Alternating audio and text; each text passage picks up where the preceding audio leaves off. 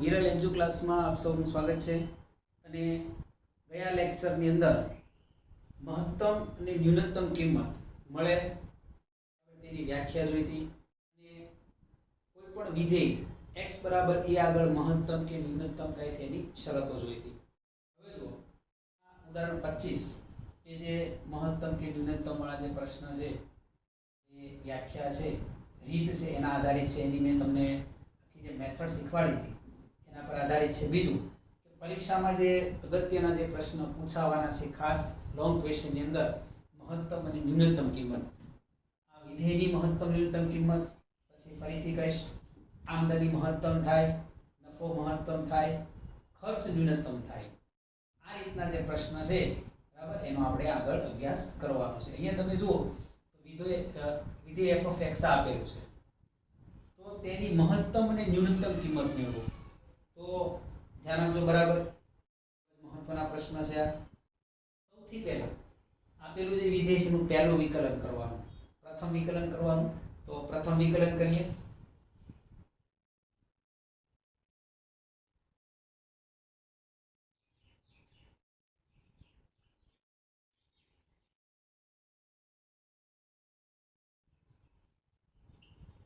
ચાલો પહેલું વિકલન કરીએ f dash x બરાબર. ચાલો ઘાત આગળ એટલે x નો વર્ગ 6x - 12 ચારનું વિકલન 0. હવે આપણે ખબર છે કે મહત્તમ કે ન્યૂનતમ કિંમત માટે બીજા વિકલનની જરૂર પડશે, જેની મેથડ છે એ પ્રમાણે બરાબર. કારણ કે આપણે જે f dash x છે તેના બરાબર 0 લઈ અને સ્થિર બિંદુ એટલે x ની કિંમતો મેળવવાની છે બરાબર. જ્યારે આપણે x ની કિંમતો મળી ગઈ એટલે તે બિંદુઓ આગળ વિધેયની કિંમત મહત્તમ કે ન્યૂનતમ થાય. પણ કઈ કિંમત આગળ મહત્તમ કે ન્યૂનતમ થાય તેના માટે બીજું વિકલન જોઈએ. સૌથી પહેલા આપણે મહત્તમ કે ન્યૂનતમ થાય તેની પહેલી શરત આવે f dash x બરાબર 0. એટલે પહેલું વિકલન બરાબર 0 લેવાનું બરાબર, ખાસ જાણો. પછી આપણે બીજું વિકલન કરશું જ્યારે એની જરૂર પડે. ચાલો f dash x બરાબર 0 આ પહેલી શરત. બીજી શરત આવે બીજા વિકલનની. તો લખીએ x ની કિંમત, ચાલો આનો 6 થી ભાગ આલે, 6 થી ભાગ આલે એટલે થશે x² + x - 2 બરાબર 0. હવે આના અવયવ પાડીએ તો આના અવયવ પડશે 2 ના એવા અવયવ પાડો કે બાદબાકી 1 આવે તો સીધું જ આવશે 2 * 2. હવે જો એના જે અવયવ પાડવાની જે રીત છે એ અહીંયા આપણે લખશું 2 ના અવયવ બરાબર. 2 ના ભાગ પડશે 2 * 2. ચાલો બાદબાકી છે એટલે મોટાને મધ્યમ પદની નિશાની બરાબર. 2 માંથી 1 જાય તો 1 વધે, મોટાને મધ્યમ પદ, નાનાને વિરુદ્ધ. તો જો આપણે ખબર છે x² એટલે 2 ના છેદમાં x લખી દેવાનો તો ડાયરેક્ટ અવયવ તમને મળી જાય x + 2 x - 1 માટે x + 2 x - 1 બરાબર 0. ચાલો માટે કિંમત મળશે x બરાબર -2 અથવા બરાબર. ચાલો આ જે કિંમતો મળી આની કહેવાય સ્થિર બિંદુ. કઈ કિંમત આગળ મહત્તમ કે ન્યૂનતમ છે આપણે ખબર છે. આ બેમાંથી એક જગ્યાએ મહત્તમ કે ન્યૂનતમ થાય. ક્યાં મહત્તમ છે ને ક્યાં ન્યૂનતમ છે એ નક્કી કરશે બીજું વિકલન બરાબર. ચાલો તો બીજું વિકલન કરીએ. હવે પહેલું વિકલન છે તેના પરથી બીજું વિકલન. ચાલો અહીંયા વિકલન કરીએ f ડબલ ડેશ x. ચાલો કિંમત મૂકીએ, આનું વિકલન કરીએ. બીજા પ્રથમ વિકલન છે એનું બીજું વિકલન, ઘાત આગળ આવે, ઘાત આગળ આવે એટલે અહીંયા થશે 2 × 12x x નું વિકલન 1 એટલે કે 6 થશે બરાબર. હવે જો બીજું વિકલન મળી ગયું આપણને. બીજા વિકલનમાં શું કરવાનું છે, x ની કિંમત -2 મૂકવાની, x ની જગ્યાએ -2 મૂકવાના બીજા વિકલનમાં. એટલે જો એની શરત કઈ છે, જો બીજું વિકલન ગ્રેટર ધેન આવે, ગ્રેટર ધેન 0 આવે મૂકવાની, અને જો ગ્રેટર ધેન 0 આવે તો ન્યૂનતમ, અને જો લેસ ધેન 0 આવે એટલે કે ઋણ આવે તો મહત્તમ. ચાલો જો કિંમત લઈએ પેલા આ કિંમત લઈએ x બરાબર -2 માટે f ડબલ ડેશ -2 ચાલો અહીંયા -2 મૂકી દીધા એટલે થશે 12 -2 + 6 બરાબર -24 + 6 -18 લેસ ધેન 0. આપણે જો બીજા વિકલનમાં x ની કિંમત મૂકીને ઋણ આવ્યું એનો અર્થ એ ન્યૂનતમ આવે એટલે એનો અર્થ એ થાય કે x બરાબર -2 આગળ વિધેયની કિંમત મહત્તમ છે. ઋણ આવે તો મહત્તમ અને જો ધન આવે તો ન્યૂનતમ. તો અહીંયા મહત્તમ કિંમત x બરાબર -2 આગળ કિંમત મહત્તમ છે તેવું નક્કી છે. પણ મહત્તમ કિંમત કઈ છે એના માટે તમારે આ મૂળ વિધેય છે એમાં કિંમત મૂકવી પડે. મહત્તમ ન્યૂનતમ આ તો જે નક્કી થાય છે. મહત્તમ કિંમત આ બેમાંથી કોની આગળ મહત્તમ છે? x બરાબર -2 આગળ મહત્તમ છે તો x બરાબર -2 આગળ મહત્તમ થયું બરાબર. કિંમત મહત્તમ થાય તેની શરત શું? ડેશ -2 લેસ ધેન 0 ઋણ આવ્યું તો માટે x બરાબર -2 આગળ f of x મહત્તમ છે. ચાલો હવે આપણે કિંમત મૂકીએ x બરાબર 1 માટે બીજા વિકલનમાં 1 મૂકીએ f ડબલ ડેશ 1 બરાબર 12 + 1 + 6 12 + 6 બરાબર 18. આ મળ્યું આપણને ગ્રેટર ધેન 0. જો બીજા વિકલનમાં આપણે 1 મૂક્યા અને તો એનો અર્થ એ થાય કે x બરાબર 1 આગળ f of x ન્યૂનતમ છે. માટે x બરાબર 1 આગળ f of x છે બરાબર. હવે જો આજે નક્કી થયું કે આ બંને સ્થિર બિંદુ છે કે આ બેમાંથી એક જગ્યાએ ક્યાં મહત્તમ કે ન્યૂનતમ થશે એ નક્કી કોણ કરે? તો બીજું વિકલન નક્કી કરે. બીજું વિકલન કર્યું આપણે પછી બીજા વિકલનમાં આપણે x બરાબર -2 મૂક્યા એટલે એનો જવાબ -18 આવ્યો. એટલે ઋણ આવે બરાબર તો x બરાબર -2 આગળ f of x મહત્તમ છે અને ધન આવ્યું એટલે x બરાબર 1 આગળ ન્યૂનતમ છે. હવે આપણે એની મહત્તમ અને ન્યૂનતમ કિંમત ફાઇનલ તો શું કરવાનું છે? આ જે વિધેય છે f of x એમાં x બરાબર -2 મૂકીને એની જે કિંમત મળે એ મહત્તમ કિંમત અને x બરાબર 1 મૂકીને જે કિંમત મળે તે ન્યૂનતમ કિંમત. ઓકે ચાલો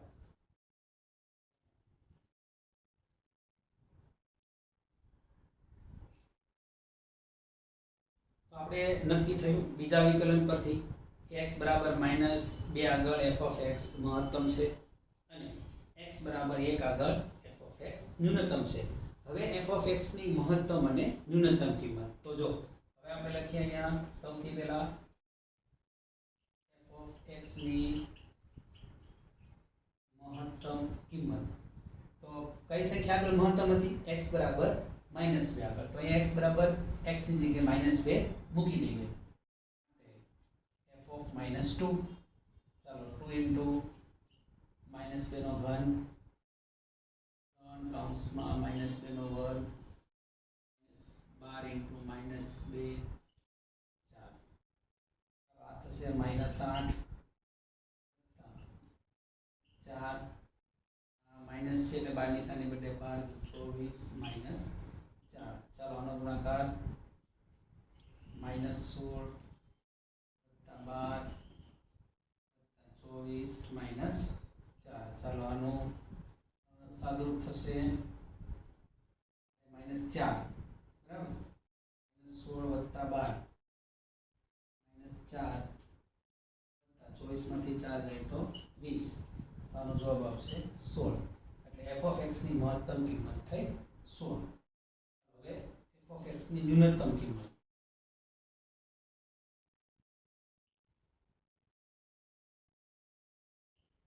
ન્યૂનતમ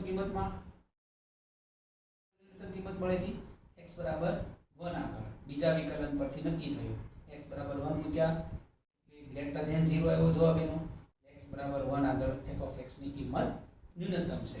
તો x બરાબર 1 મૂકવાના. f of 1 ચાલો આમાં 1 મૂકી દઈએ. 1 નો ઘન 1 નો વર્ગ -4 1 નો ઘન 1 થાય એટલે 2 એકા 2 1 નો વર્ગ 1 થાય એટલે 3 એકા 3 -12 ઓછા 4 બરાબર આનો 5 5 -16 એટલે કે એ મળશે તમને -11 બરાબર. તો આપણે છેલ્લે જવાબ લખીએ ભાઈ માટે f of x ની મહત્તમ કિંમત x ની મહત્તમ કિંમત 16 અને ન્યૂનતમ કિંમત -11. ચાલો તો આ ઉદાહરણ 25 છે.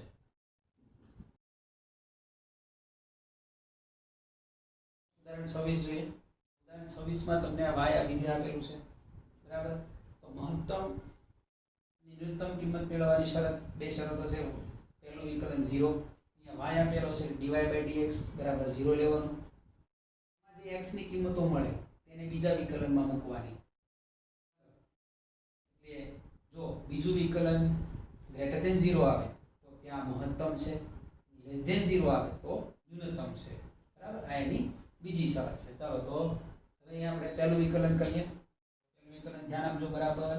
ખૂબ જ અગત્યના પ્રશ્ન છે આ, પરીક્ષામાં પૂછાય એવા 4 માર્કની અંદર પૂછાય એવા પ્રશ્ન છે. મહત્તમ ન્યૂનતમ ને બધામાં એક જ સરખી રીત આવશે.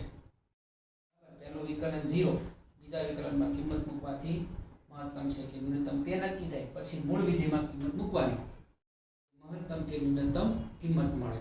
3 સ્ટેપમાં દાખલો થશે. ચાલો જો તો પહેલું વિકલન કરીએ dy/dx. ચાલો ઘાત આગળ 3x નો વર્ગ અહીંયા ઘાત આગળ 4x x નું વિકલન 1 એટલે 4 -1 નું વિકલન 0. ચાલો હવે પહેલી શરત પહેલા વિકલન બરાબર 0 લેવાનું. dx બરાબર 0.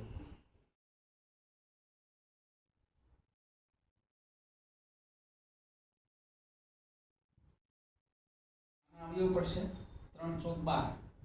12 ના એવો અવયવ પાડો કે બાદબાકી 4 આવે. ધ્યાન આપજો, શોર્ટકટ મેથડ શીખવાડું છું બરાબર. સરળતાથી જે તમારા આખા સ્ટેપ લખવાનો ચલો 4 તેરી 12.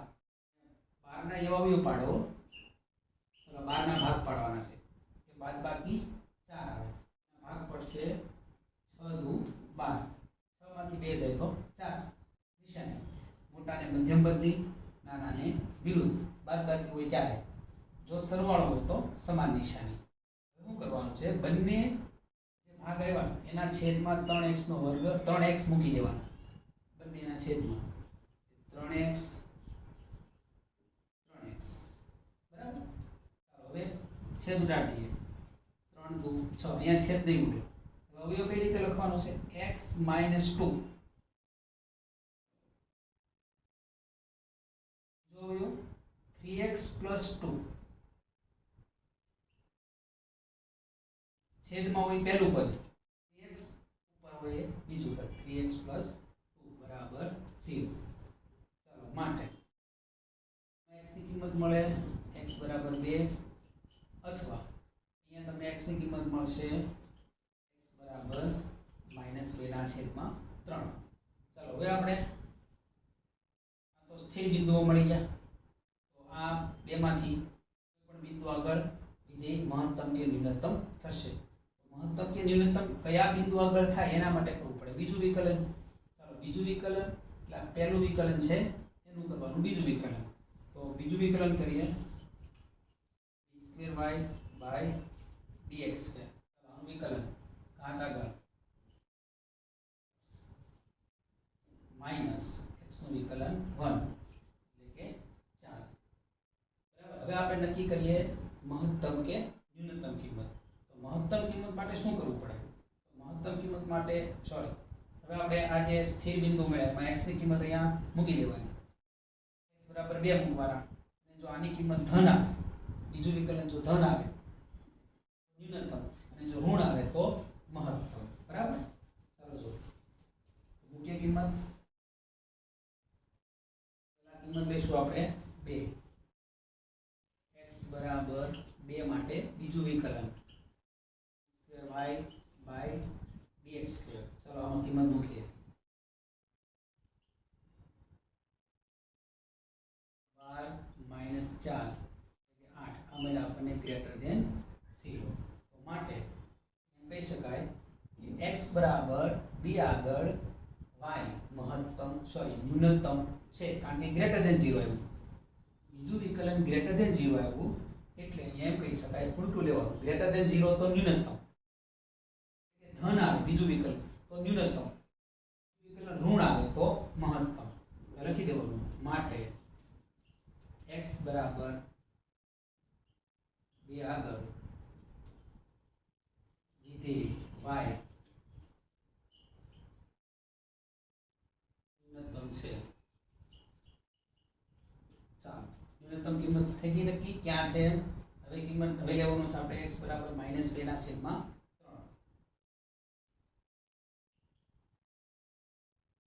3 માટે બીજું વિકલન બરાબર ચાલો બીજા વિકલનમાં કિંમત મૂકીએ આ થશે 3 × 6 -4 કે -8 આ મળ્યું આપણને લેસ ધેન 0 લેસ ધેન 0 મળે એટલે મહત્તમ આ x બરાબર -2 ના છેદમાં 3 આગળ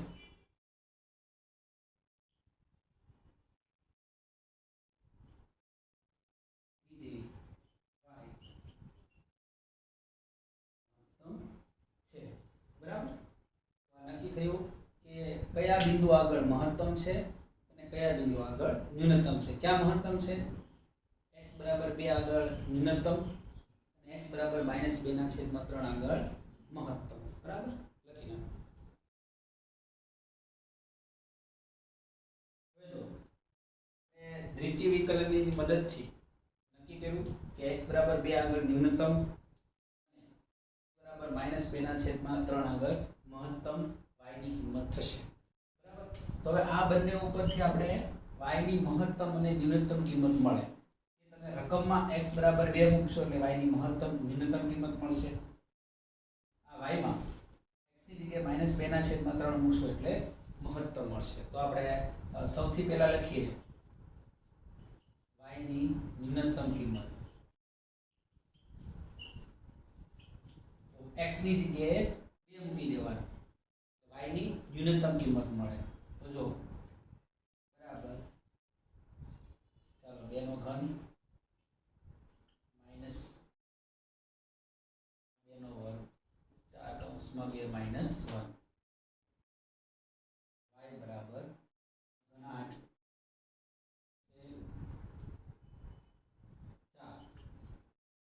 4 -8 -1 y બરાબર -8 -8 -1 માટે y બરાબર +8 -8 ઉડી જાય -9 એની ન્યૂનતમ કિંમત છે -9 y ની મહત્તમ કિંમત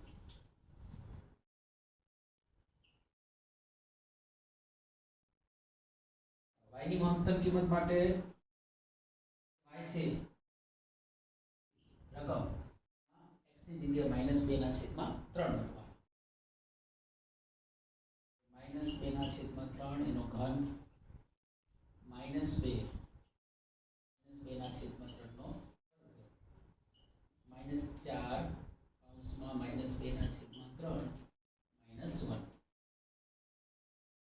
માટે y બરાબર ચાલો સાદુરૂપ આપીએ તો -2 નો ઘન 8 -8 ના છેદમાં 2 એટલે માઈનસ નિશાની નહીં આવે વર્ગમાં માઈનસ નિશાની જતી રહી છે છેદમાં 9 + 8 ના છેદમાં 3 માઇનસ છે એટલે અંદર નિશાની બદલી જાય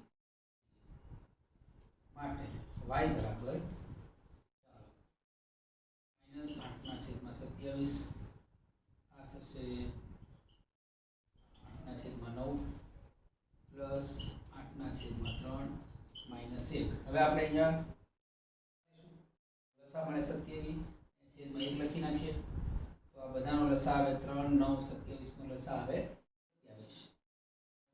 27 27 9 27 3 9 27 અહીંયા આવે 27 ચાલો હવે લસા લઈ લઈએ માટે y બરાબર 27 લસા ચાલો ઉપર ગુણાય એટલે કેટલા થશે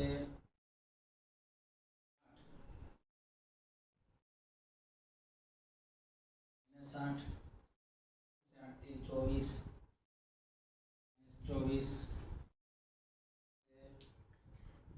9 8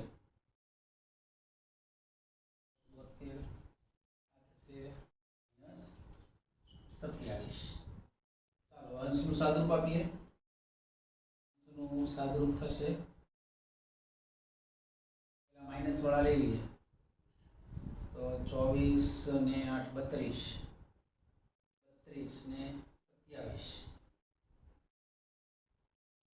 32 છે 32 માંથી આ 72 બાદ કરી દઈએ 72 માઇનસ 32 તો 72 માઇનસ 32 એટલે 40 40 માંથી એટલે 13 આવશે 13/27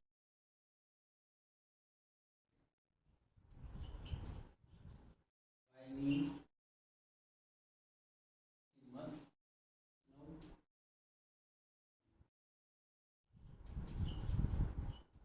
મહત્તમ કિંમત 13/27 બરાબર આ છે ઉદાહરણ આ લેક્ચર અહીંયા પૂરો કરીશું અને આવતા લેક્ચરમાં નવા પોઈન્ટ સાથે ફરીથી મળીશું ત્યાં સુધી ગુડ બાય ગુડ લક